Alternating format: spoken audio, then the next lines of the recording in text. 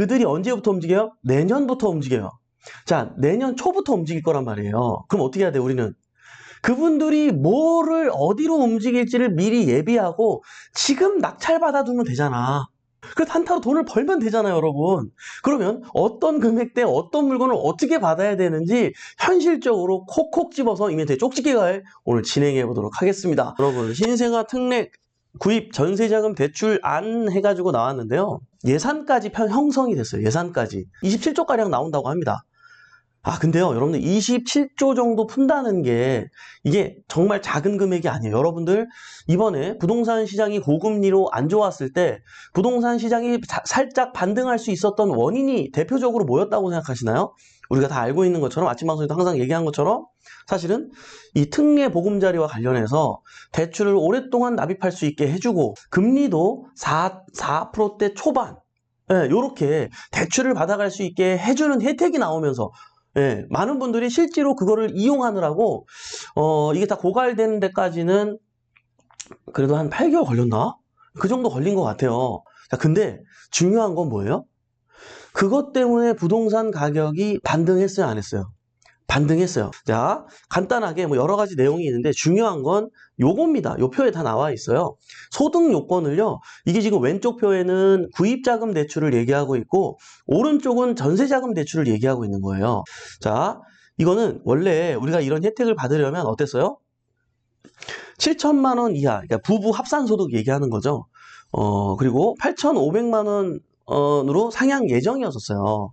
그래서 이제 부부 합산 소득이 8,500만 원 이하면은 이런 혜택을 줍니다라는 개념이었는데 현실적으로 부부 합산 소득이 1억 3천, 그러니까 거의 웬만하면 해당 아이를 낳는 세대에서 부부 합산 소득이 1억 3천만 원이 넘기가 쉽지는 않죠. 대부분 이 혜택을 받을 수 있는 조건으로 현실적으로 해줬다. 아주 좋은 혜택이다라는 것을 볼 수가 있죠. 예, 전세도 마찬가지입니다. 1억 3천 이하도 가능하고요.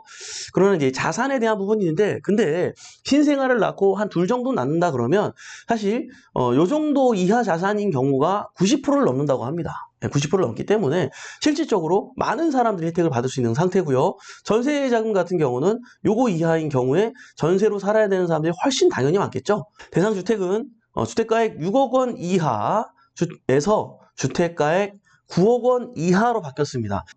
자, 대출 한도도 4억에서 5억까지. 전세자금 같은 경우는 변함은 없어요. 3억에서 3억인데 실질적으로 어떤 그 소득 여건에서 많이 이제 보완이 됐기 때문에 이게 도움이 될 겁니다. 그리고요, 요게 이제 요런 차이가 있어요. 소득 요건에 따라서 8,500 이하면은 금리가 1.6에서 2.7이에요. 근데 8,500을 만약에 넘는다. 8,500에서 1억 3천 정도의 만약에 소득이 있다. 그러면은 2.7에서 3천 이것도 황송한 거예요, 사실은. 그러면 여러분들이 뭔가를 낙찰받아서 그걸 전세 놓기도 용이한 상황이 벌어질 거고요. 좋은 물건이라면 전세를 놔야죠. 근데 이 경매에 대한 또 부동산 시장이 조정을 받을 것에 대한 불안한 마음을 갖고 있는 분들은 어때요? 또 단타를 희망하거든요. 불안하니까 또 떨어질 것 같은 느낌이 드니까 그런 분들한테도 이미 이런 혜택들을 많은 분들이 사용할 거기 때문에 지금이 기회다 아니다? 무조건 기회다. 일단 이 내용을 이해하시기 바랍니다. 되게 중요한 거예요. 그래서 요약해서 말씀을 드리자면 이게 지금 어떻게 바뀌고 뭐가 좋아진 거냐면 자, 첫 번째로 소득 수준이 거의 2배로 완화가 된 거예요. 저는 더 많은 출생을 유도하기 위해서 완화해 준 거예요. 진짜 많은 분들이 움직일 거예요. 많은 분들이 움직일 거예요. 자, 그리고 주택 가액을 완화했어요. 자, 비싼 집 대출도 가능한 거죠. 원래는 6억 이하였는데 이거를 최대 9억까지 만들었다는 거예요. 세 번째, 대출 한도가 늘어났다. 자, 네 번째, 금리가 그냥 낮은 게 아니라 지금 매우 낮아요. 당분간은 이 금리가 꺾이는 걸 기대할 수 없는 시장인데 이 금리, 그리고 지금 무엇보다 대박인 건 대환 대출이 돼요. 여기다 제가 안 써놨네. 자, 대환 대출이 됩니다. 그러니까는 만약에 1주택자라면은 아이를 낳잖아요. 그러면 지금 받고 있는 대출을 1%대 금리로 갈아탈 수 있다는 거예요. 이 많은 분들이 이용할 거 안 할까요? 이용합니다. 이용합니다. 자, 그리고 아이 또 낳으면 추가 금리 인하 및 연장해줘. 자, 봐봐요. 이게 핵심이에요. 자, 아이를 또 낳으면 만약에 첫째가 있는데 내가 둘째 낳았어. 그러면 어떻게 되냐면 지금 만약에 지금 최저금리가 1.6%였잖아요. 1.6%에서 0.2%를 또 감면해 준대. 1.4%야. 만약에 이번에 세 번째 아이잖아요? 이번에 낳는 아이가 세 번째 아이면 어떻게 되는 거야? 1.2% 금리로 연평균 1.2%. 누가 세상에 연평균 1.2%로 돈을 빌려줘? 그럼 5억이면 얼마야? 한 달 이자가 50만 원이야, 여러분. 50만. 대환대출 하겠어요? 안 하겠어요? 이거는 그냥 일자리 하나 얻은 거랑 같다니까, 지금요, 여러분. 이게 지금 이 상황이 막 심장 뛰는 이 상황이 이해돼요, 여러분? 결론이 뭐냐? 빠밤. 넘어갑니다. 언제 사라질지 모름을 대비해야 한다. 무슨 말이냐면, 자, 우리가 올해 특례 보금자리론을 경험했습니다. 경험했어요. 나중 후반부로 가니까, 어때요? 신청을 하고서 후반부로 가니까, 금리를 올렸다니까요. 두 번이나 0.25%. 특례 보금자리론인데도. 근데 이제 출생아를 위한 정책이다 보니까 이거 가지고는 안 그럴 것 같거든요. 그래도 혹시 모르잖아요. 우리 학습했잖아요. 또 나중에 지금 이걸 또 잘렸잖아, 이게. 그러니까 이번에도 없어질지 모르니까 야, 그래도 적어도 우리가 1월부터 3월 달 안에는 받아야겠다. 예. 야, 그리고 40조가 아니라 27조라 그랬으니까 그래서 빨리 상반기에 빨리 신청해야겠다.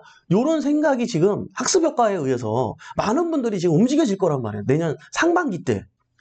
빠밤. 두 번째, 출생수에 따른 이동수요. 제가 원래 5천만 원짜리 원룸 살았어요.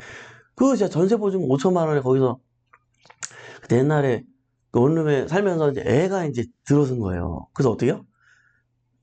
그래도 애가 이게 뭐 발로 디디면서 움직일 공간은 있어야 되잖아. 전혀 움직일 수가 없어. 그러니까 어떻게 돼? 그냥 어찌하든지 그냥 마련이 되더만, 그게. 예? 어찌하든지 움직여지더만요. 옆에 정말 싸게 주셨어요. 그 집 주인분이랑 또 저희 집이 친해가지고 그 투룸짜리를 되게 싸게 주셨어요. 글로 이사를 갔단 말이에요. 저도 있었던 일이에요. 그 아이들을 위해서 좋은 데로 간다, 안 간다? 간다니까요. 내년 상반기에 이 주택에 관련된 수요가, 거래 수요가 굉장히 활발해질 겁니다, 여러분. 굉장히 활발해질 거예요. 자, 출생수에 따른, 근데 이거는 무주택자 입장에서예요. 그분들은 어디 가려고 할까요? 오피스텔이나 빌라로 있었던 사람들은 아파트로 가려고 할 거예요. 그러면요, 두 번째 아이를 낳는 상황이야. 그럼 여러분들 어때요? 어느 정도 애매하고 좀 이런 데 사는데, 이제 학군이 중요하다는 것도 알게 되고, 아이를 좀 좋은 데서 가르치고 싶은 욕망도 있고, 이러다 보니까 조금 더 상급지로 이사 간다니까요?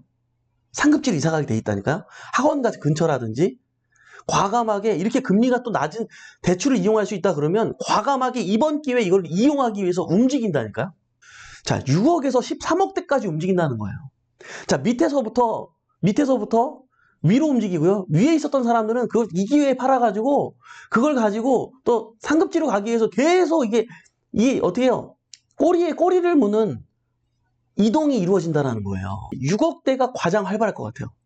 왜냐면 이게 이제 아이를 낳고 하는 요 정도 세대에 있는 친구들이 사실은 자산이 생각보다 많지는 않기 때문에 현실적으로 이쪽 6억대 시장이 가장 활발할 것이다.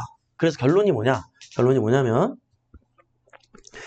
자, 6억대에서 13억대까지 그리고 학군도 좋고 입지가 좋고 일자리가 중요한 게 아니야. 지금은 일자리가 중요한 게 아니야. 물론 좋은 일자리까지 같이 있는 곳이면 좋죠, 여러분. 그러나 지금 이걸 사는 수요가 과연 어느 연령대냐는 거예요. 이해돼요?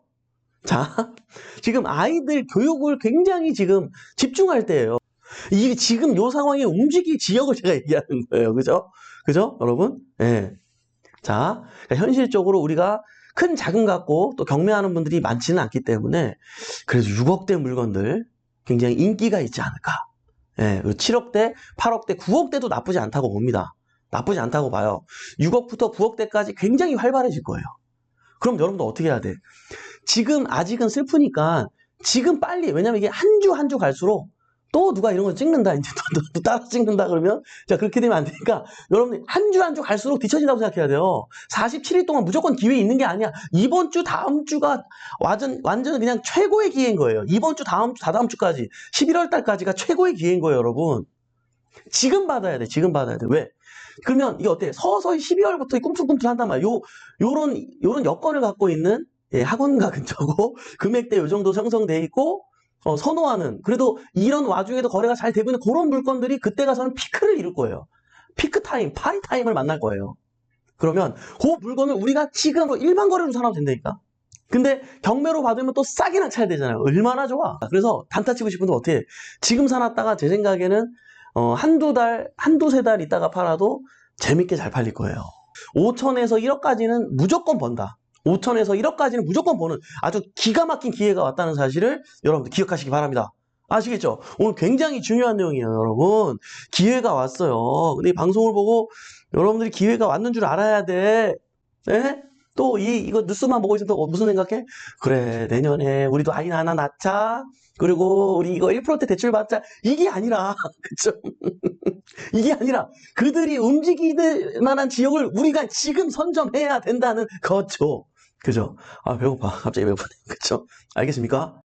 어쨌든, 네. 오늘 이렇게 유한한 인생에서 소중한 시간을 함께 해주신 여러분 대단히 감사합니다. 매일 아침 행복한 투자가 되고 싶다면 굿모닝 경매와 함께 하시죠. 저는 또 내일 아침에 활기찬 모습으로 찾아뵙도록 하겠습니다. 지금까지 배폭신의 성재 멘토였습니다. 우리 같이 잘 됩시다. 화이팅!